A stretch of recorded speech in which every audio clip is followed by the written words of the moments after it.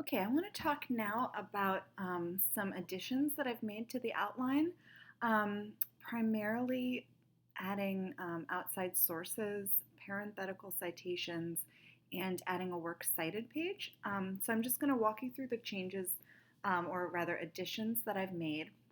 So the first you'll see is that I gave it a title.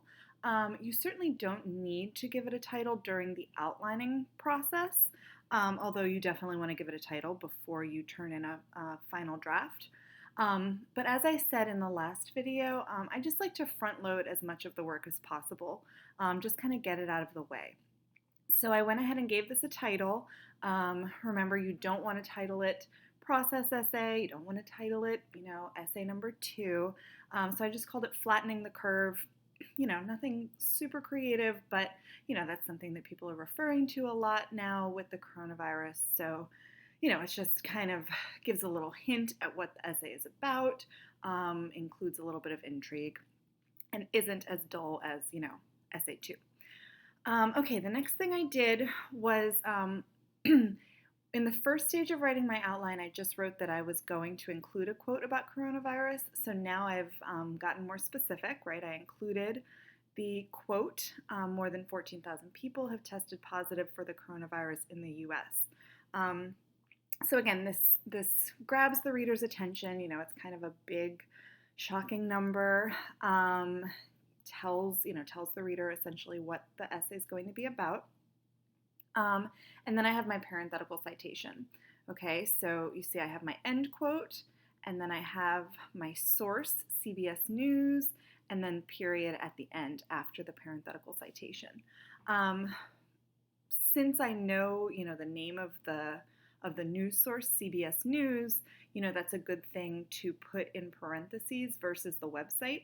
You would only put the website in parentheses, if you didn't have other information, or if you had already, say, introduced the quote by saying CBS News. You wouldn't want to put the same thing in your parenthetical citation afterwards, right? You never want to repeat the source, right? So, if I said, as stated on CBS News, then I would have to put a new information in the parenthetical citation, such as an author's name, or worst case scenario, I would just put the website. Okay.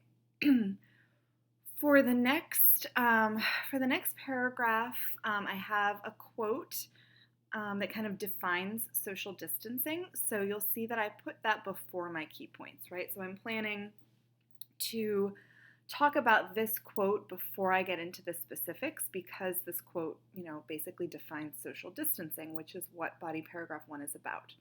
Social distancing is deliberately increasing the physical space between people to avoid spreading illness. Okay, so remember, I have to have my topic sentence before that. I cannot have a direct quote as my topic sentence. And I would always want to embed that quote, right? So when I translate this into essay format, I would have to introduce the quote before it and then follow it up with some discussion, okay? And then I would, launch into talking about my key points. And then for this one, I have a last name.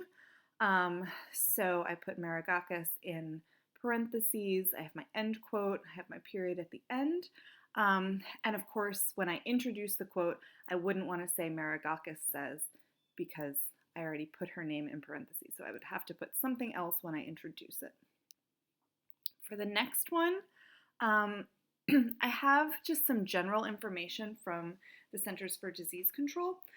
And it's just kind of supporting the stuff that I've said here, right? So washing hands, wearing protective gear, disinfecting.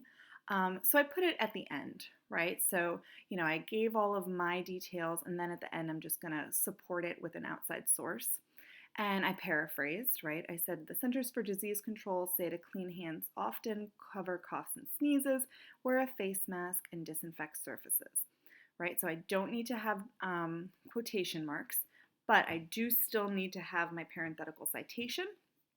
I've already said the Centers for Disease Control, so I can't say that again. I don't have an author for this, so I just used the website as my parenthetical citation.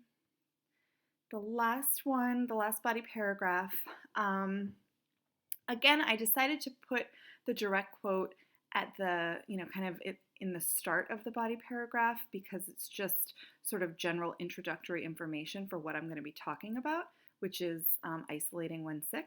So I have my topic sentence, right? I have to have my own topic sentence before a quote. Then I would introduce this quote. Stay at home if you begin to feel unwell, even with mild symptoms. Then I have my parenthetical citation, World Health Organization. Again, when I introduce it, I would have to say something else, such as, the website or the author, because I've already said World Health Organization.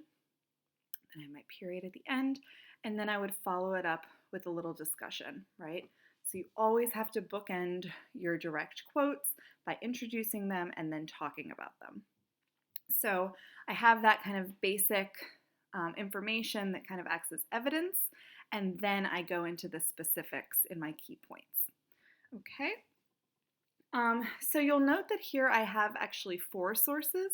For this essay, you only need 3 sources, but I ended up using one source in my introduction as my hook, and then a different source for each body paragraph. Since you only need to use 3, you can use the same source for different quotes. You just want to make sure that you have, that you use an outside source in each body paragraph, and that overall you have at least 3 sources. Okay, and the amount of sources you use will kind of depend on your topic, right? So if you're writing about something very like research-based, like the coronavirus, it makes sense that I would have more than 3 sources because I need a lot of concrete evidence.